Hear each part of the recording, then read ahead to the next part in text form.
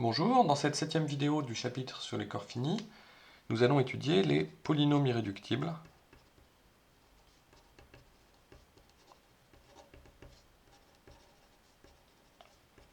sur un corps fini,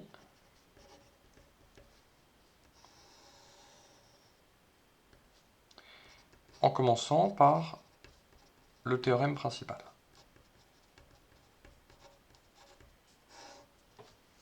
Alors, déjà une petite notation qui est très importante. Notation, soit K un corps fini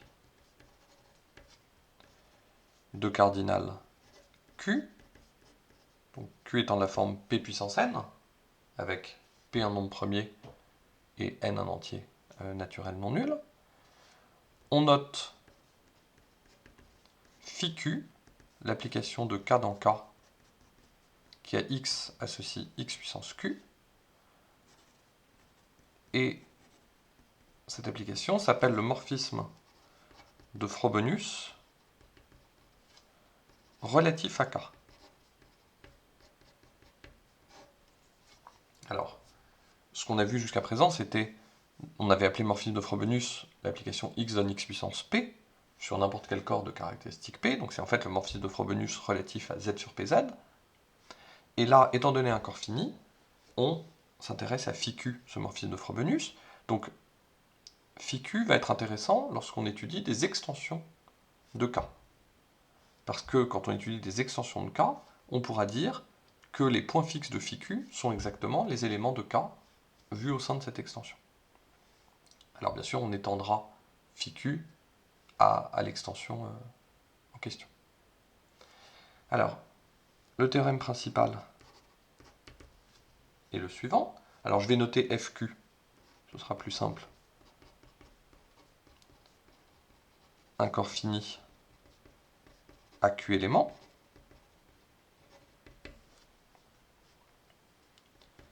Et on va prendre P dans FQ crochet X, un polynôme irréductible,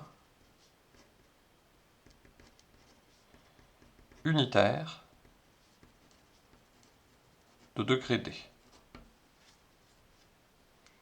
On va noter E, un corps de rupture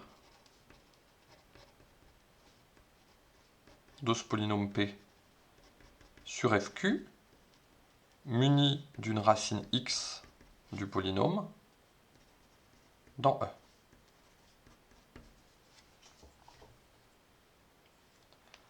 Alors, on a 4 propriétés. Petit 1, l'entier D, qui est le degré de P, est le plus petit entier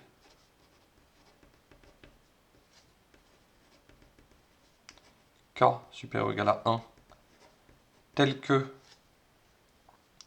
phi Q puissance K de X soit égal à X. Donc phi Q puissance K, c'est bien sûr la puissance kème de phi Q au sens de la composition. Et phi Q, bah, c'est X donne X puissance Q, c'est le morphisme de Frobenius relatif à FQ. Deuxième chose, le polynôme P est égal au produit pour I allant de 0 jusqu'à D-1 de X moins phi Q puissance I de X. Autrement dit, P est scindé et ses racines sont les phi Q puissance I de X pour I entre 0 et D-1. Alors, il est scindé, bien sûr, sur E. Troisième propriété, E est un corps de décomposition de P. Quatrième propriété, P est séparable. Alors, on a toutes ces propriétés qui sont très, très importantes. On peut peut-être déjà noter comme corollaire, ce qui est en fait un cas particulier de de ce résultat, c'est que sur un corps fini, tout polynôme irréductible est séparable. J'ai supposé le polynôme unitaire dans le théorème, mais pour le corollaire, il n'y en a pas besoin. On peut le généraliser immédiatement en multipliant par une constante non nulle.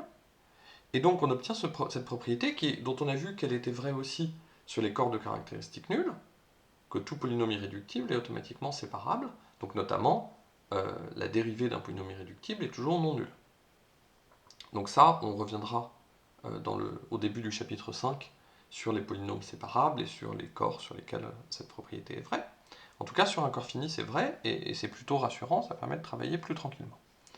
Ensuite, qu'est-ce qu'on a comme propriété? Un autre corollaire, disons, c'est que pour un polynôme irréductible sur un corps fini, tout corps de rupture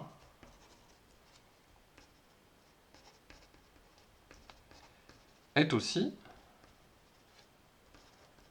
un corps de décomposition. Ça, c'est une propriété qui est quand même assez frappante, et là, pour le coup, c'est complètement différent de ce qui se passe en caractéristique nulle. C'est-à-dire que dès qu'on prend un corps de rupture de notre polynôme irréductible sur FQ, donc a priori, ce corps de rupture, il ne contient qu'une seule racine du polynôme P, et bien en fait, le polynôme P est automatiquement scindé sur ce corps. Et en outre,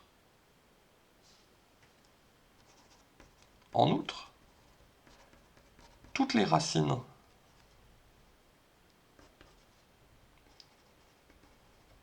de ce polynôme P s'obtiennent à partir de l'une d'entre elles par application successive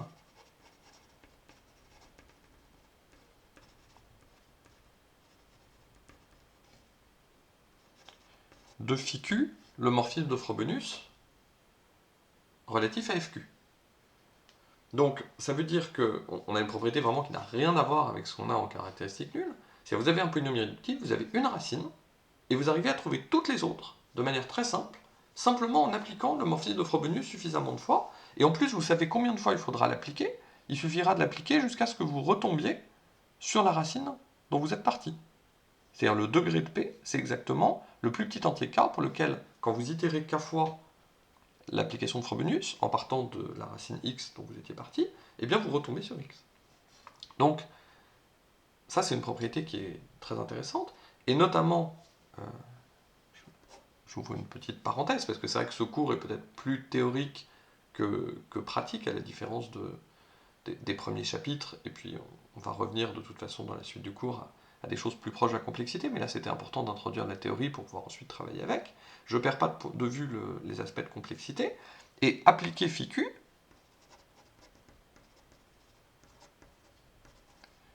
se fait efficacement. Comment? Quand vous devez mettre un élément x à la puissance q dans un corps fini, ben, c'est juste une exponentiation rapide par exponentiation rapide. Bon, j'imagine ici que q est grand, c'est dans le cas où q est grand que c'est intéressant de faire l'exponentiation rapide, mais en tout cas, même si q est grand, ça peut se faire efficacement. Donc on a ces propriétés, c'est pour ça que j'appelle ce théorème théorème principal, c'est dans le poly, c'est la proposition 4.36, c'est un théorème qui est vraiment fondamental pour bien comprendre la structure des polynômes irréductibles sur les corps finis. Alors on va le démontrer. Mais avant de commencer la preuve, je voudrais revenir sur la notation que j'ai employée tout à l'heure.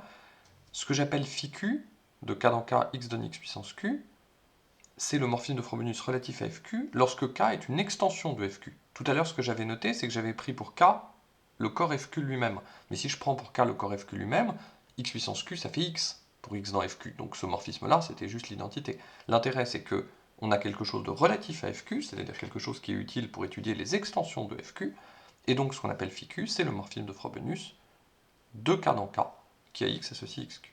Donc le morphisme de Frobenius relatif à fq défini sur une extension de fq. Donc je reviens à la preuve du théorème principal, avec un certain nombre de remarques. La première remarque, c'est que x puissance q puissance d égale à x, car E est un corps de cardinal q puissance d, puisque c'est une extension de degré d de fq. D'accord, c'est quelque chose qu'on a vu au début surtout avec des extensions de z sur pz, mais en fait ça marche avec des extensions de fq avec q un corps fini quelconque. On a un espace vectoriel de dimension d sur fq. Alors x puissance q puissance d égale à x, donc k existe, où on a défini k comme étant le plus petit entier tel que phi q puissance k égale x, et k est inférieur ou égal à d. Deuxième propriété, z agit sur E en posant n.y égale, disons, on peut l'appeler m.y égale phi puissance m de y. Alors ça c'est bien sûr une action. Je vous rappelle qu'on peut voir une action de z sur E comme un homomorphisme de groupe de z dans le groupe des permutations de E. C'est la façon un peu plus algébrique, disons, de voir une action. Et à un entier m, vous associez simplement phi puissance m, ça c'est évidemment un homomorphisme de groupe, donc ça définit bien une action. Donc là, il suffit de prendre n'importe quelle bijection. Ici, on a pris phi q, précisément, le morphisme de Frobenius, relatif à fq. Donc, vu qu'on a une action, on peut regarder l'orbite de x sous cette action. Ben, c'est simplement x, phi q de x, phi q carré de x, jusqu'à phi q puissance k-1 de x, simplement parce que k c'est le premier élément, c'est le premier entier pour lequel phi q k de x est égal à x, et elle est formée d'éléments 2 à 2 distincts. Donc elle est de cardinal k. C'est-à-dire que ces éléments sont entre eux 2 à 2 distincts. Bon, ça vient de la théorie générale sur les actions de groupe. Alors, autre propriété, c'est que comme P est un polynôme à coefficient dans fq, on a, pour tout y dans l'extension E, P de phi q de y est égal à phi q de P de y. Donc ça, c'est une propriété très importante de compatibilité entre phi q, le morphisme de Frobenius x donne xq, et les polynômes à coefficient dans fq. Ça vient du fait que phi q stabilise les coefficients de P. Et donc c'est une propriété qui est très utile, très importante, et qui se démontre facilement. Donc, ça vient du fait que phi q est un morphisme de fq algèbre. Notamment, phi q stabilise globalement l'ensemble des racines de P dans E. C'est-à-dire que si y est une racine de P, alors phi q de y est aussi une racine de P d'après cette propriété. Donc, qu'est-ce qu'on peut faire? On peut noter Q, le produit pour i allant de 0 jusqu'à k-1 des x moins phi q puissance i de x. Alors, ce polynôme-là divise P. Pourquoi? Parce que toutes les racines de phi q sont des racines de P. Ça vient du fait qu'on a la propriété juste avant, c'est-à-dire que comme x est racine de P, toutes ces images itérées par phi q sont aussi des racines de P. Et de plus, les racines de Q sont 2 à 2 distinctes. Ça vient de ce qu'on a vu précédemment, que ces nombres-là sont 2 à 2 distincts. Donc on a bien Q qui divise P. Ensuite, ce qui est important, c'est que les coefficients de Q sont des polynômes symétriques élémentaires, bon, au signe près, en phi Q0 de x, disons, qui est x, phi Q de x, jusqu'à phi Q puissance k-1 de x. Donc ça, c'est les relations coefficients-racines. Les coefficients d'un polynôme sont toujours, au signe près, des polynômes symétriques élémentaires en les racines de ce polynôme. Or, cet ensemble de k racines, cet ensemble de k racines, est fixé globalement par phi Q. C'est-à-dire que phi Q induit une permutation de ces racines. Bon, c'est juste une permutation circulaire d'ailleurs. Et donc, quand on applique phi Q à l'un des coefficients de Q, on obtient le fait... ce qui se passe, c'est que phi Q commute avec le fait de prendre les polynômes symétriques élémentaires, parce que les polynômes symétriques élémentaires, c'est juste des sommes de produits. Et donc, phi Q d'un coefficient, c'est le coefficient appliqué à phi Q de l'ensemble des racines. Et phi Q de l'ensemble des racines, c'est l'ensemble des racines, parce qu'en fait, les coefficients les polynômes symétriques élémentaires sont symétriques. Donc, quand on permute les racines, ça ne change pas leur valeur. Et donc, les coefficients de phi Q, les coefficients de Q, sont fixés par phi Q.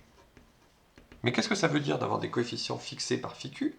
A priori, Q, il est à coefficient dans E, mais un élément de E qui est fixé par phi Q, c'est un élément de FQ. Et donc, Q appartient à FQ de X. Et alors là, on a vu que P était unitaire, que P était irréductible. P est irréductible dans FQ crochet X. P et Q sont unitaires. Et P et Q est un polynôme de FQ de X qui divise P. Donc, Q égale P. Et alors finalement, alors bien sûr, évidemment Q n'est pas constant. Pourquoi Q n'est pas constant? Parce que K ne peut pas être égal à 1. Si K était... alors si K... Non, même si K était égal à 1, on aurait un polynôme. Il faudrait que, pour que Q soit constant, il faudrait que le produit ici soit vide, donc il faudrait que K soit égal à 0. Et ça, c'est pas le cas parce que K est supérieur ou égal à 1. Et donc, on a Q égale P. Du même coup, vu que Q égale P, en prenant les degrés, on voit que K égale D. Donc ça nous démontre le point petit i de la propriété d'avant. On a aussi démontré le 2i. Du coup, on a presque fini la preuve du théorème. Pour démontrer le 3i, pourquoi est-ce que E est un corps de décomposition? On a que P est scindé sur E. Ça, c'est la propriété qu'on vient de démontrer, c'est la propriété 2i. Et E, c'est FQ de X, vu que c'est un corps de rupture de P sur FQ avec X une racine de P. Donc c'est aussi FQ de X, phi Q de X, jusqu'à phi Q d-1 de X. Donc, ça démontre 3i, c'est-à-dire ça démontre que E est un corps de décomposition de P. Et enfin, P est séparable, c'est dû au fait que les racines phi Q puissance i de X, les racines de P, sont 2 à 2 distinctes. C'est ce qu'on avait démontré ici, que ces éléments-là étaient 2 à 2 distincts, et maintenant K c'est D, donc c'est bien l'ensemble des racines du polynôme. Donc on a démontré le théorème principal. Maintenant on peut énoncer un corollaire. Alors, on prend E, une extension finie de FQ, de degré D. Alors, haute de E sur FQ, l'ensemble des automorphismes de l'extension E sur FQ, donc l'ensemble des FQ automorphismes de E, est un groupe cyclique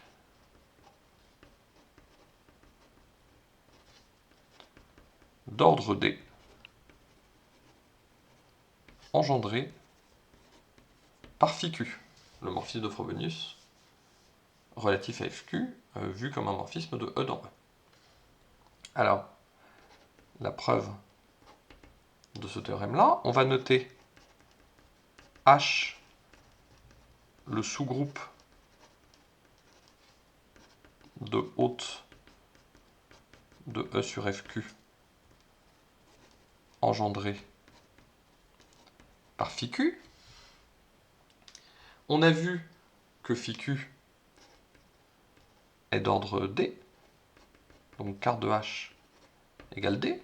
Ça, c'est dû au fait que φQ à la puissance D, ça fait l'identité sur E, et que si on prend D' strictement plus petit que D, φQ puissance D', ça ne fait pas l'identité sur E. Donc, l'ordre de φQ dans ce groupe, c'est bien D, et donc le cardinal de H, c'est D. Et donc, pour conclure, il suffit de montrer que H est égal au groupe de tous les automorphismes de E sur FQ. Alors, pour ça, on va noter X, un élément de E, tel que E, ce soit FQ de X. Alors ça existe toujours, c'est le théorème de l'élément primitif sur les corps finis. On avait vu, quand on l'avait démontré, qu'on pouvait prendre par exemple un générateur du groupe multiplicatif E étoile, qui est cyclique, et ça fournissait un élément X vérifiant cette propriété. Et on peut noter P, le polynôme minimal de X sur FQ. Alors, E est un corps de rupture de P sur FQ. Et donc, un homomorphisme, un FQ homomorphisme de corps de E dans E est donné par le choix d'une racine de P dans E, puisque on a vu que E était un corps de rupture de P sur FQ, et donc un morphisme de E dans E, c'est donné par le choix d'une racine de P dans le corps d'arrivée. C'est ce qu'on avait vu sur les corps de rupture. Pour faire un morphisme de corps, un FQ morphisme de corps, d'un corps de rupture vers un autre corps, ça revient à se donner une racine du polynôme en question dans le corps d'arrivée. Et donc, nous, ce qu'on a vu, c'est que les morphismes, les racines comme ça, c'était exactement les FQ puissance I de X. Et donc, alors, soit on peut faire un raisonnement par cardinalité, en disant qu'il y en a au plus D, des racines, et donc dans ce cas, si on fait le raisonnement par cardinalité, simplement on dira qu'il y a au plus D racines, et que du coup, ça montre que le cardinal de ce groupe d'automorphisme, c'est O plus D, donc du coup, le sous-groupe H est égal au groupe tout entier. En fait, on peut appliquer aussi la proposition, le théorème principal, et voir que c'est bien cohérent, c'est-à-dire se donner une racine ici de P, c'est se donner un certain entier I, et considérer φQ puissance I de X. Et donc, on voit que les homomorphismes de corps de E dans E, ils envoient notre racine X sur φQ puissance I de X. Et en fait, c'est tout à fait logique, puisque les morphismes de corps de E dans E, ce sont des puissances de φQ. Donc ce sont les φQ puissance I. Donc là, on a une façon de voir ces morphismes de corps, non seulement avec le théorème qu'on avait à l'époque sur les corps de rupture, en disant il suffit que je prenne un élément ici qui soit une racine de P, et j'envoie le petit x sur cet élément. En fait, là, on voit globalement à quoi ressemble notre morphisme de corps, c'est simplement une puissance de φQ. Donc ce corollaire-là, il vous montre qu'en fait, si vous voulez, la théorie de Galois sur les corps finis, elle est très simple. Dès que vous avez une extension de corps fini, son groupe de Galois est cyclique d'ordre D, engendré par le Frobenius. Donc ça explique aussi l'importance du Frobenius dans l'étude des corps finis, c'est que c'est ça qui permet de travailler avec la théorie de Galois. Donc nous, dans ce cours, on n'utilisera pas du tout explicitement, disons, de théorie de Galois. Tout ce qu'on utilisera, c'est ce qu'on a vu là, et puis ce qu'on verra dans la prochaine vidéo sur les polynômes irréductibles. Et donc en fait, de toute façon, il s'agit simplement d'appliquer des morphismes de Frobenius.